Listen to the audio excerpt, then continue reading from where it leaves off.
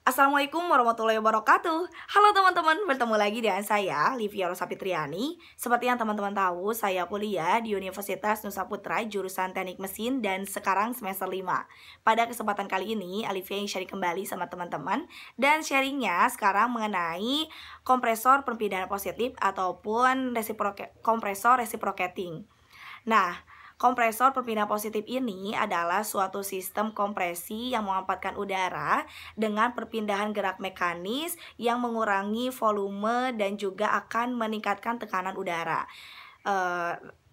Reciprocating kompresor ini ataupun lebih sering disebut dengan kompresor piston adalah kompresor yang menggunakan sistem torak ataupun piston yang bergerak di dalam silinder untuk mengompres udara. Nah, selanjutnya prinsip kerja dari kompresor reciprocating ini adalah gerakan torak bolak-balik dalam silinder mengakibatkan perubahan volume dan juga tekanan sehingga terjadi proses pemasukan, kompresi dan juga pengeluaran.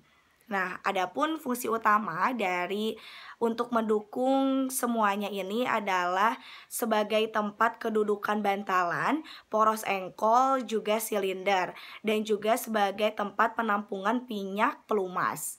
Nah, selanjutnya yaitu konstruksi dari kompresor reciprocating tersendiri.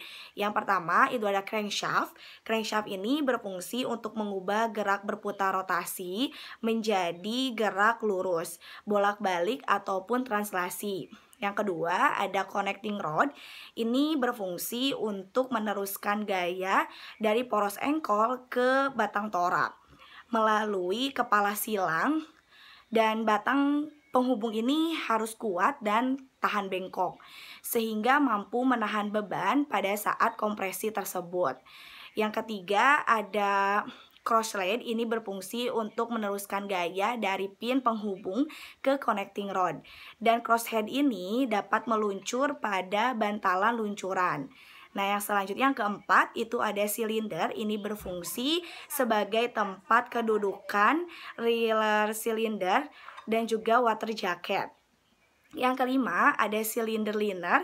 Ini berfungsi sebagai lintasan gerakan piston torak pada saat melakukan proses ekspansi pemasukan, kompresi dan juga pengeluaran. Yang selanjutnya ada piston, itu sebagai elemen yang menghandle gas ataupun udara pada proses pemasukan.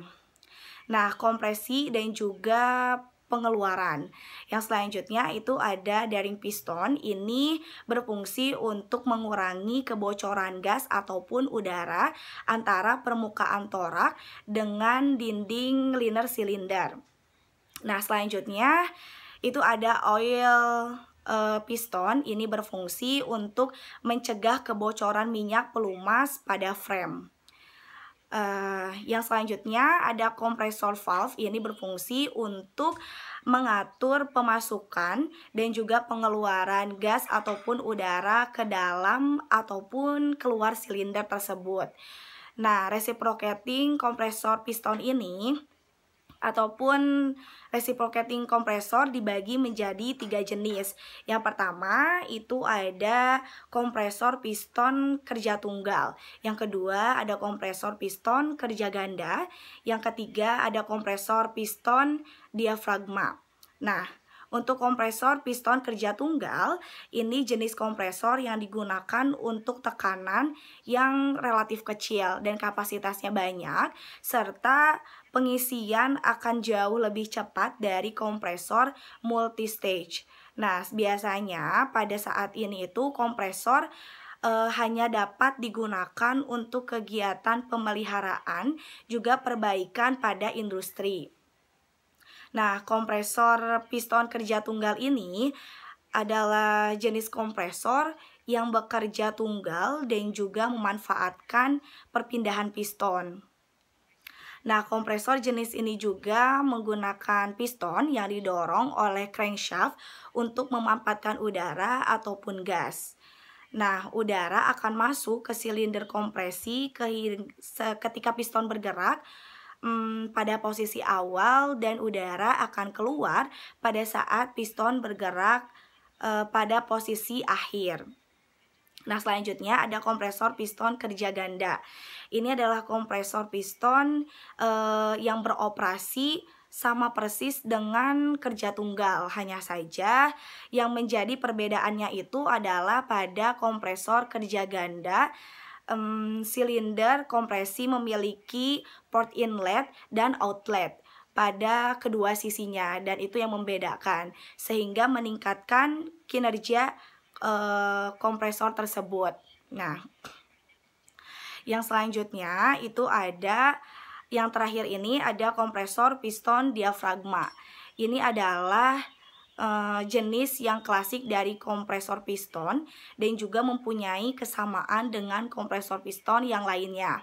Hanya saja yang membedakan ini adalah jika pada kompresor piston menggunakan piston untuk memanfaatkan udara, maka pada kompresor diafragma ini menggunakan membran fleksibel ataupun diafragma. Nah, mungkin penjelasan dari Alivia cukup sekian.